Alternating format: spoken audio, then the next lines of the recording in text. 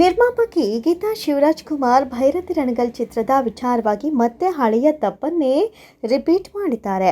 ಬೇರೆ ಭಾಷೆಗಳಲ್ಲಿ ಡಬ್ ಆಗಿ ಪ್ಯಾನ್ ಇಂಡಿಯಾ ಸಿನಿಮಾ ಆಗುವ ಹೊತ್ತಿಗೆ ಭೈರತಿ ರಣಗಲ್ OTT ಬಾಗಿಲಿಗೆ ಬಂದು ನಿಂತಿದ್ದಾನೆ.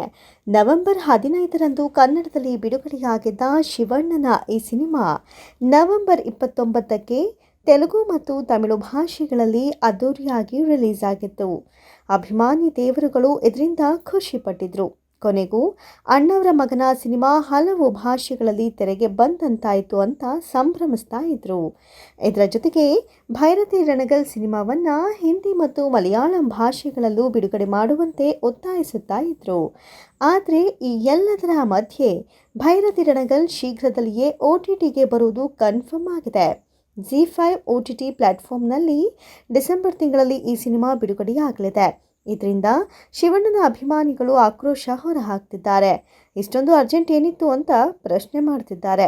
ಕನ್ನಡದಲ್ಲಿ ಈಗಾಗಲೇ 25 ಕೋಟಿಗೂ ಅಧಿಕ ಗಳಿಕೆಯನ್ನ ಕಂಡಿದೆ ಎನ್ನಲಾಗಿರುವ ಈ ಚಿತ್ರ ಬೇರೆ ಭಾಷೆಗಳಿಗೆ ಡಬ್ ಆಗಿ ಇನ್ನೂ ಹೆಚ್ಚು ದಿನಗಳಾಗಿಲ್ಲ.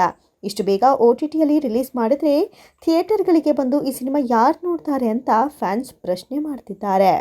ಈ ಹಿಂದೆ ಶಿವರಾಜ್ ಕುಮಾರ್ ನಟನೆಯ ವೇದ ಸಿನಿಮಾವನ್ನ ಪ್ಯಾನ್ ಇಂಡಿಯಾ ಮಟ್ಟದಲ್ಲಿ ಬಿಡುಗಡೆ ಮಾಡುವ ಬಗ್ಗೆ ಸುದ್ದಿಗಳು ಹರಿದಾಡಿದ್ದವು.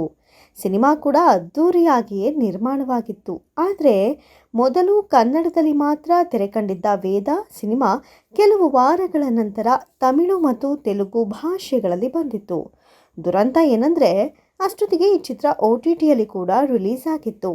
ಇದರಿಂದ ವೇದನಿಗೆ ಕನ್ನಡದಲ್ಲಿ ಸಿಕ್ಕ ಯಶಸ್ಸು ಬೇರೆ ಭಾಷೆಗಳಲ್ಲಿ ಸಿಗಲೇ ಇಲ್ಲ. ಆಗ ಕೂಡ ಅಭಿಮಾನಿಗಳು ಬೇಸರವನ್ನು ಹೊರಹಾಕಿದ್ರು. ಇದೀಗ ಭೈರತಿ ರಣಗಲ್ ಚಿತ್ರದ ಪರಿಸ್ಥಿತಿಯು ಆಲ್ಮೋಸ್ಟ್ ಇದೇ ರೀತಿ ಆಗಿದೆ. ಹ್ಯಾಟ್ರಿಕ್ ಹೀರೋ ಶಿವರಾಜ್ ಕುಮಾರ್ ಅವರ ಭೈರತಿ ರಣಗಲ್ ಕನ್ನಡದಲ್ಲಿ ಸೂಪರ್ ಹಿಟ್ ಆಗಿದ್ದು ಭರ್ಜರಿಯಾಗಿ ಪ್ರದರ್ಶನ ಕಾಣ್ತಿದೆ.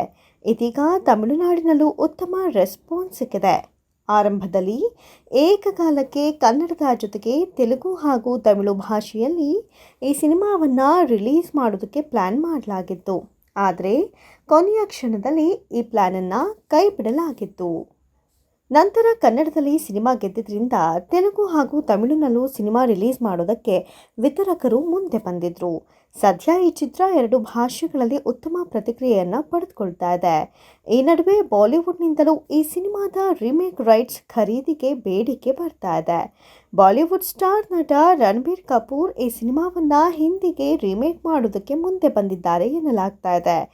ಈ ಸುದ್ದಿ ನಿಜವಾದಲ್ಲಿ ಶಿವಣ್ಣ ನಿರ್ವಹಿಸಿದ ಪಾತ್ರವನ್ನು ರಣಬೀರ್ ಮಾಡಲಿದ್ದಾರೆ. ನವೆಂಬರ್ 15ರಂದು ಬಿಡುಗಡೆಯಾಗಿದ್ದ ಭೈರತಿ ರಣಗಲ್ ಚಿತ್ರವು 2 ವಾರಗಳನ್ನು ಯಶಸ್ವಿಯಾಗಿ ಮುಗಿಸಿ 3ನೇ ವಾರಕ್ಕೆ ಕಾಲಿಟ್ಟಿದೆ. ಸಹಜವಾಗಿಯೇ ಪ್ರೇಕ್ಷಕರ ಸಂಖ್ಯೆಯೂ ಕಡಿಮೆಯಾಗಿದೆ. ಪ್ರೇಕ್ಷಕರನ್ನ ಮತ್ತೆ ಸೆಳೆಯುವಂತಹ ನಿಟ್ಟಿನಲ್ಲಿ ಚಿತ್ರತಂಡ ಭರ್ಜರಿ ಆಫರ್ ನೀಡಿತ್ತು.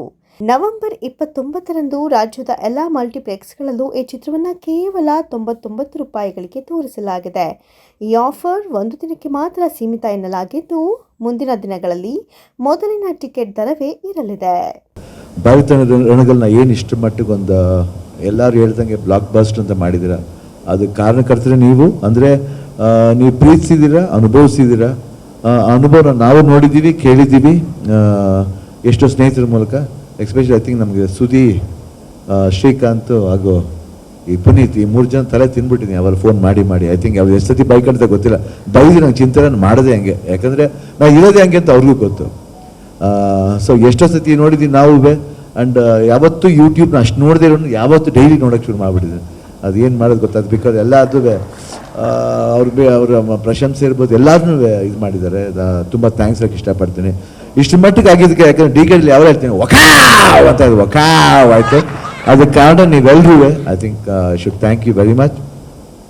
ತುಂಬ ಧನ್ಯವಾದಗಳು. ಅದು ಗೀತಾ ಪಿಕ್ಚರ್ಸ್ನಲ್ಲಿ 2ನೇ ಸಿನಿಮಾ ವೇದ ಆದಮೇಲೆ ಇದನ್ನ ಬಂದು ಅಷ್ಟು ಅದ್ಭುತವಾಗಿ ಮಾಡಿ ನೀವೆಲ್ಲ ಹೆಸರು ಕೊಟ್ಟಿದ್ದಕ್ಕೆ ಪಾಪ ಬಾಯಾರಿಕೆಯಿಂದ ಅವ್ರು ಹೇಳಿದ್ರು, ಪ್ರತಾಪ್ ಅವರು ಹ್ಯಾಟ್ರಿಕ್, ಪ್ರತಾಪ್ ಹೇಳಿದ್ರೆ ಇವರು ಮಧು ಅವರು ಹೇಳಿದ್ರು ಅದು ಹ್ಯಾಟ್ರಿಕ್ ಆಗುತ್ತೆ ಅಂತ.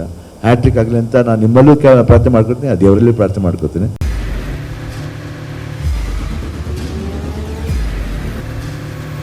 ಪ್ರಜಾಮಾರ್ಗ ನ್ಯೂಸ್, ಇದು ಜನಸಾಮಾನ್ಯರ ಧ್ವನಿ. ನಮಸ್ಕಾರ. ನೀವು ನೋಡ್ತಾ ಇದ್ದೀರಾ ಪ್ರಜಾಮಾರ್ಗ ನ್ಯೂಸ್. ರಾಷ್ಟ್ರದ ರಾಜ್ಯದ ರಾಜಕೀಯದ ಬಗ್ಗೆ ಹೆಚ್ಚಿನ ಸಿನಿಮಾ ಅಪ್ಡೇಟ್ಗಳಿಗಾಗಿ ಫಸ್ಟ್ ಲೈಕ್ ಮಾಡಿ ಸಬ್ಸ್ಕ್ರೈಬ್ ಆಗಿ ಹಾಗೆ ಫಾಲೋ ಕೂಡ ಮಾಡಬೇಕು.